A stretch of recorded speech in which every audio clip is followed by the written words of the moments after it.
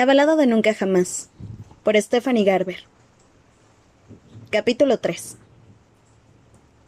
Días más tarde, Evangeline seguía teniendo el corazón acelerado.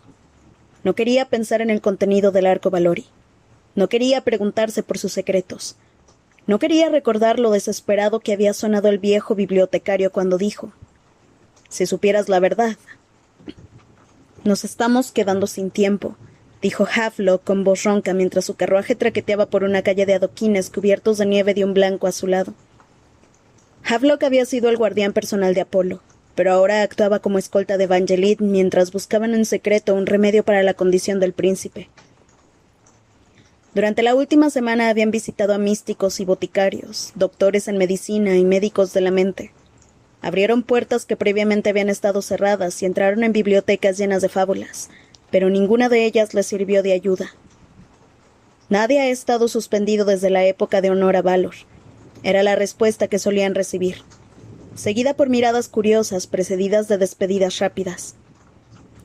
Nadie sabía que el príncipe Apolo seguía vivo, y la noticia no podía extenderse. Apolo era demasiado vulnerable en su estado actual. El pueblo creía que el príncipe Tiberius, el hermano menor de Apolo, lo había asesinado. Evangeline sintió una punzada de remordimiento al saber que aquello era falso. Pero como Tiberius había intentado matarla, no se sentía culpable. «Esta podría ser nuestra última oportunidad de salvarlo», dijo Havelock. Evangeline sabía que eso no era del todo cierto. Todavía podría acceder a abrir el arco Valori para Jax, aunque no se lo había mencionado a Havelock. Aún esperaba que hubiera otro modo de salvar a Apolo. «¿Has visto el último tabloide?», le preguntó Havelock. «Estoy intentando evitarlos», contestó Evangeline. No obstante, aceptó el periódico enrollado cuando Havelock se inclinó en el frío carruaje y se lo ofreció. «El rumor del día. Salve Lucien Jareth Agadian, por Christoph Neidlinger. Se espera que el nuevo heredero al trono, Lucien Jareth, de la casa Acadian, aparezca en Valorfell mañana y ya han llegado a mis oídos rumores sobre él. Se dice que cuando no está construyendo hogares para los pobres o buscando una familia para los perros y gatitos, enseña a los huérfanos a leer. Nuestra fuente real en Wolf Hall también nos ha confirmado que ya están en marcha los preparativos para la siguiente Nocte Eterna». Evangeline dejó de leer incapaz de aguantarlo más. Llevaban así toda la semana. Tan pronto como la absolvieron del asesinato, los periódicos comenzaron a imprimir historias sobre el nuevo heredero al trono, un primo lejano de Apolo, Lucien Jareth Acadian. Los relatos eran siempre sensibleros y empalagosos, y hacían que el tal Lucien pareciera un santo. «Me pregunto cuánto de esto será verdad en realidad», musitó. «No lo sé», dijo Havelock. «Creo que lo único con lo que podemos contar es con que llegará mañana». Mañana. La palabra sonaba de repente muy amenazadora. Aunque aquel Lucien fuera de verdad un ejemplo de virtud que adoraba a los huérfanos y se pasaba el día salvando cachorritos, ocuparía el trono de Apolo al día siguiente. A menos que ella consiguiera curar a su príncipe ese mismo día. «No te preocupes», dijo Evangeline con más seguridad de la que sentía. «Lala nos ayudará». El carruaje se detuvo al llegar a los chapiteles. A Evangeline las retorcidas torres de apartamentos y tiendas le parecían un montón de libros de cuentos cubiertos de nieve. Allí era donde vivía Ariel Lala Lágrimas.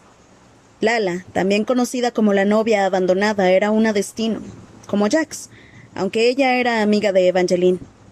Cuando Tiberius la envenenó, fue Lala quien la curó y esperaba desesperadamente que hiciera lo mismo por Apolo. En realidad, Evangeline fue a visitar a Lala de inmediato, pero encontró una nota en la puerta de su apartamento que decía: «Estoy fuera viviendo aventuras».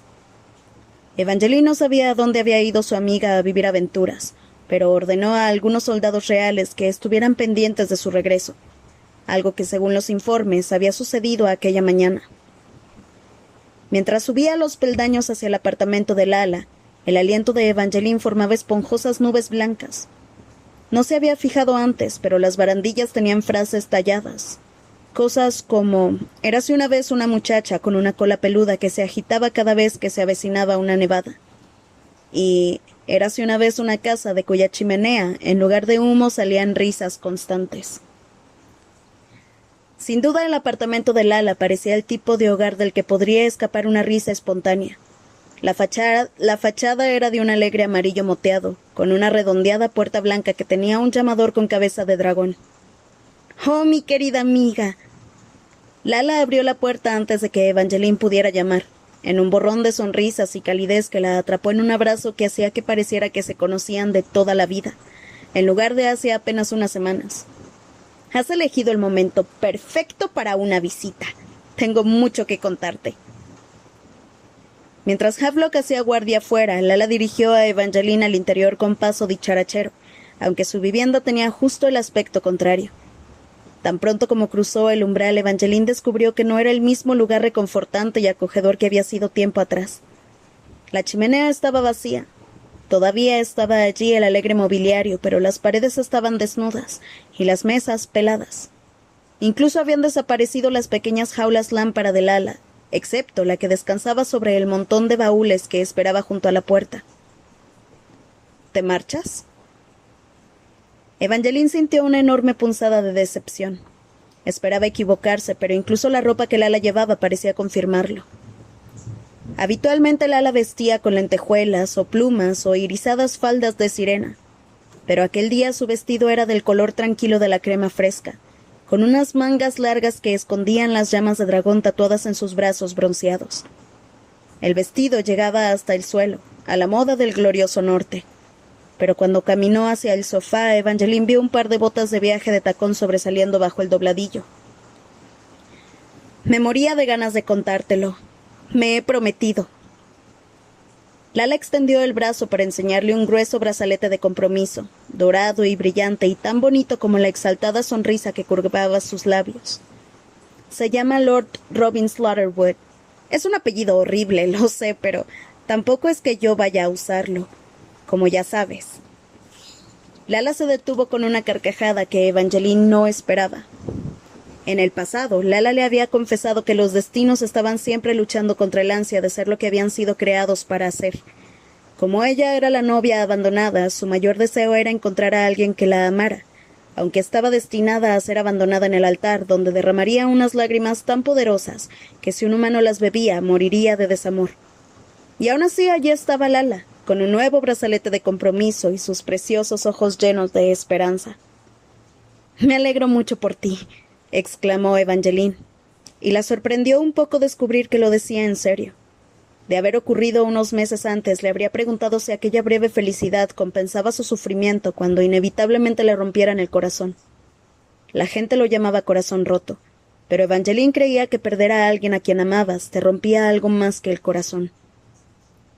Cuando ella perdió a su primer amor, su mundo entero se hizo añicos, y aún así allí estaba, a pesar de tanto dolor, esperando no solo salvarle la vida a Apolo, sino tener otra oportunidad con el amor de él.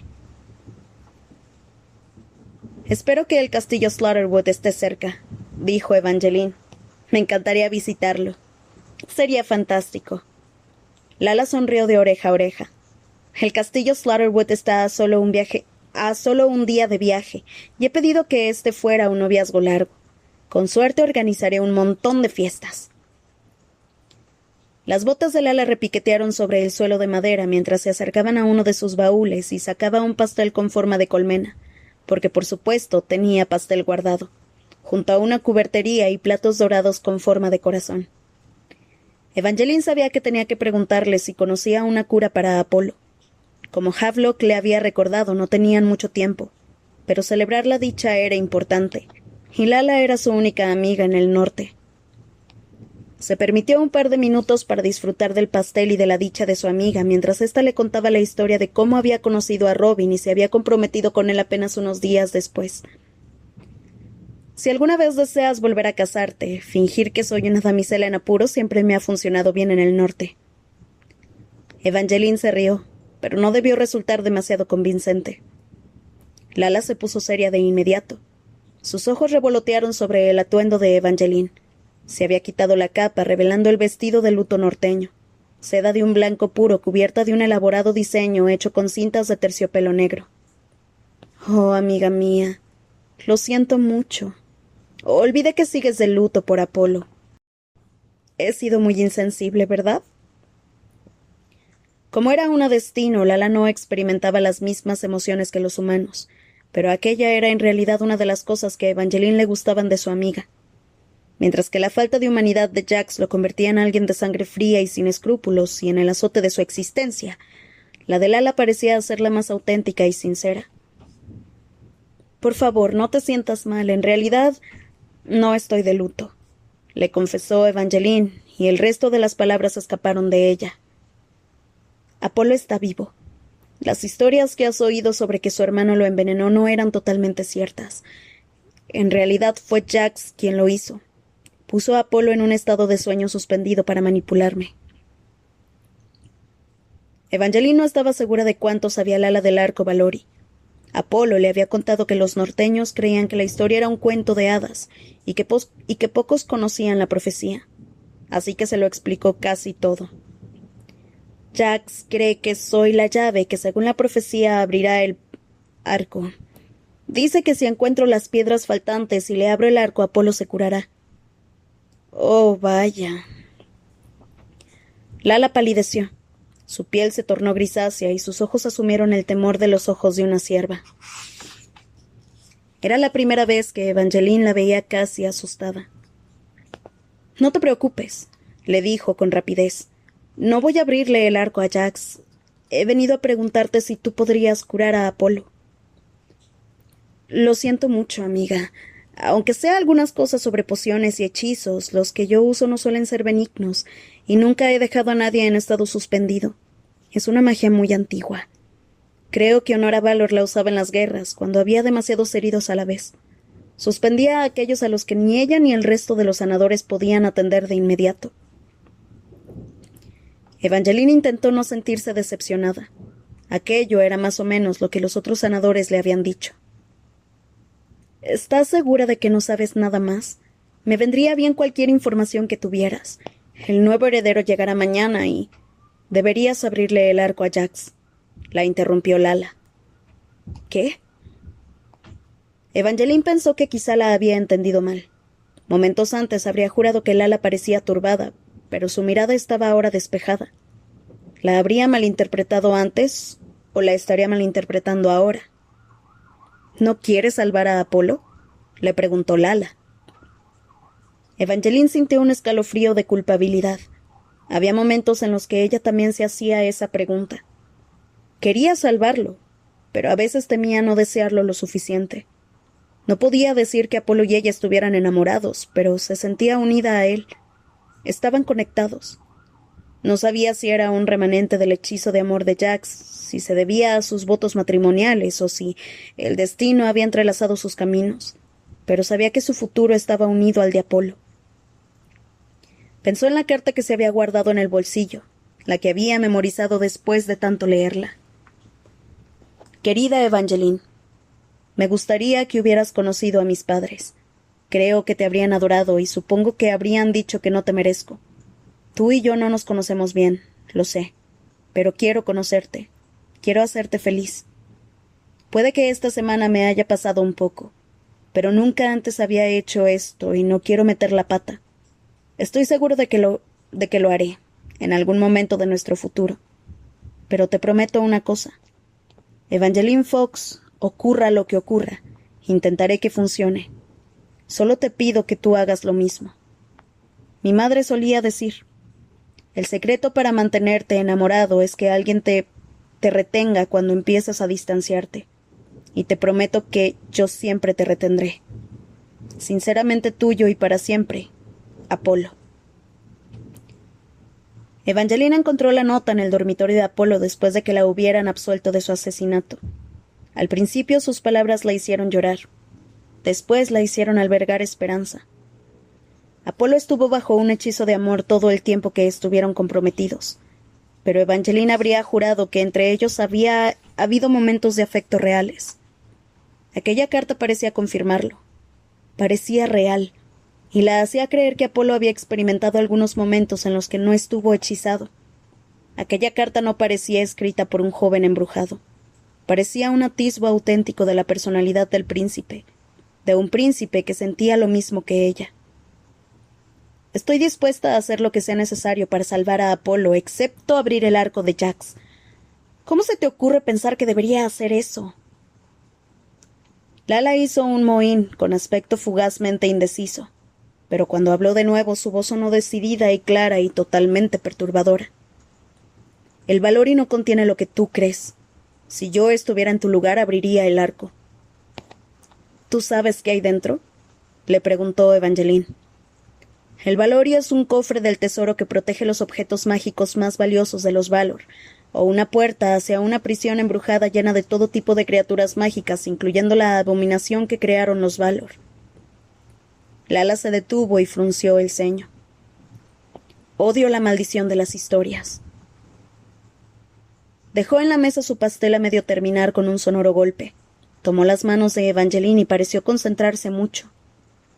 Esta vez, cuando intentó contarle qué creía que había en el arco, las palabras salieron de su boca como un galimatías.